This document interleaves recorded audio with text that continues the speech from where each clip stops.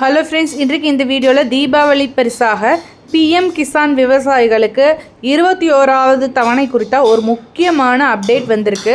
அது என்ன அப்படிங்கிறத இந்த வீடியோவில் டீட்டெயில்டாக பார்க்கலாம். மத்திய அரசு விவசாயிகளுக்கு உதவும் பொருட்டு அவர்களின் வருமானத்தை 2 மடங்காக்கவும் உற்பத்தியை பெருக்கவும் பல்வேறு விதமான கடன்களையும் மானியங்களையும் திட்டங்களையும் செயல்படுத்திட்டு வராங்க. அந்த வகையில் பிஎம் கிசான் திட்டம் மூலமாக வருடத்திற்கு 6000 ரூபாயானது நேரடியாக விவசாயிகளின் வங்கிக் கணக்கிலேயே செலுத்தப்பட்டு வருகிறது. இந்த திட்டத்தில் தற்போது வரை 20 தவணைகள் வழங்கப்பட்டிருக்கிறது. 20வது தவணையானது கடந்த ஆகஸ்ட் 2ஆம் தேதி வழங்கப்பட்டது. 19 தவணையானது பிப்ரவரி மாதத்தில் வழங்கப்பட்டது. ஏற்கனவே ஜூன் ஜூலை மாதத்திலேயே வழங்கப்பட வேண்டிய இந்த 20வது தவணையானது ஆகஸ்டில் தான் வழங்கினாங்க.